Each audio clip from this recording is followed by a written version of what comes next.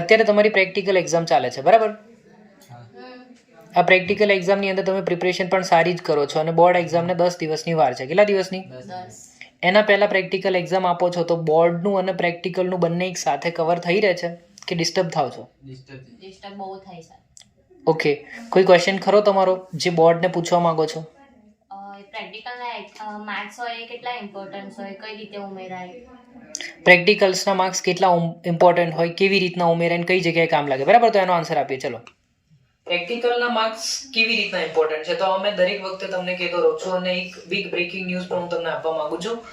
જે બોર્ડ એક્ઝામને 10 દિવસની વાર છે એના પહેલા પ્રેક્ટિકલ એક્ઝામ માટે બહુ બધા સ્ટુડન્ટ્સ પ્રિપરેશન કરી રહ્યા છે, બરાબર? ફિઝિક્સની અંદર કોષ્ટક તૈયાર કરી રહ્યા છે, પછી પરિપથો છે એને તમે યાદ કરવામાં બહુ ટાઈમ વેસ્ટ કરી રહ્યા છો, પછી ઘણા બધા બાયોલોજીની અંદર પણ નમૂનાઓ તૈયાર કરવામાં અને જે પણ પર્ટિક્યુલર સબ્જેક્ટ વાઇઝ પ્રિપરેશન તમે કરો છો. કેમિસ્ટ્રીમાં પણ 3 અલગ અલગ પ્રકારના પ્રેક્ટિકલ્સ લેવાય છે, કુલ મળીને એ રીતના તમને 50 માર્ક્સ થાય છે. તો આ બધી તૈયારી કરો છો એનો ફાયદો શું છે, બરાબર? બોર્ડ એક્ઝામનું એક રિઝલ્ટ હું તમને બાજુમાં બતાવું છું. એ રિઝલ્ટની અંદર તમે જુઓ પ્રેક્ટિકલ 50 ટોટલ 150 માર્ક્સ થાય છે. અને 150 માર્ક્સ ક્યાં કામ લાગવાના છે તો તમારું રિઝલ્ટના અંદર જે પર્સન્ટેજ છે એ એની અંદર કામ લાગશે, બરાબર? હવે આ માર્ક્સ પ્રેક્ટિકલી કોઈ કામના નથી, એ તમે ખાલી પ્રેક્ટિકલ આટલું છે એ સૂચવે છે. જ્યારે તમારું મેરિટ પડશે, એડમિશન લેવાનું થશે ત્યારે આ માર્ક્સ કામ લાગવાના નથી. આ માત્ર ને માત્ર તમારું રિઝલ્ટ સારું બતાવવામાં કે આ રિઝલ્ટની અંદર 150 માર્ક્સ બીજા એડ કરી એટલે કે 6.5 થાય. જો 100 માર્ક્સનું બાયોલોજી, કેમિસ્ટ્રી અને ફિઝિક્સ કેટલા થયા? 350. ઇંગ્લિશ 300 અને ઇંગ્લિશ કેટલા થયા? 400 અને કોઈ અધર સબ્જેક્ટ હિન્દી ગુજરાતી ટોટલ કેટલા થયા? 500. 500 પ્લસ 150 કેટલા થાય? 650.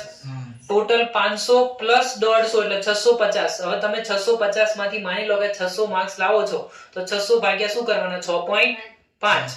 6.5 કરો એટલે તમારું રિઝલ્ટ નીકળી જશે.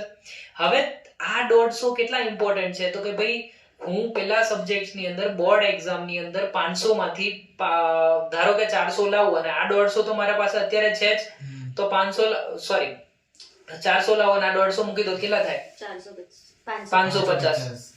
તો આ માર્ક્સ એવી રીતના ઇમ્પોર્ટન્ટ છે, બીજી કોઈ રીતના ઇમ્પોર્ટન્ટ નથી.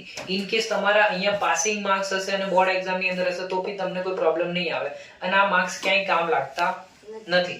તમે ગુજસેટ આપશો તો ગુજસેટ અને બોર્ડના 50% 40% પ્રમાણે તમને ફાર્મસીની બધામાં એડમિશન મળશે. આ માર્ક્સ ક્યાંય કામ નહીં લાગે એવું મનમાં રાખજો. એટલે પ્રિપરેશન તમે કરો છો એ ખાલી તમારું રિઝલ્ટ સારું બતાવવા કરો છો, બોર્ડમાં નાતે PR વધારવા માટે, બીજી કોઈ જ કામની સિસ્ટમ નથી. Thank you. ખબર પડી ગઈ ને? ક્લિયર? કોઈ ક્વેશ્ચન? આઈએમપી પ્રશ્નો ઓલરેડી તમારા જે BGS આર્મીના ગ્રુપની અંદર આવી ગયા છે. એ સિવાયના બીજા ઇમ્પોર્ટન્ટ ક્વેશ્ચન હવે આવવાના છે, તો વિડીયો આના પછી એજ્યુકેટવી સબસ્ક્રાઇબ કરી લેજો. ઇમ્પોર્ટન્ટ ક્વેશ્ચનની લિસ્ટ હવે આવશે.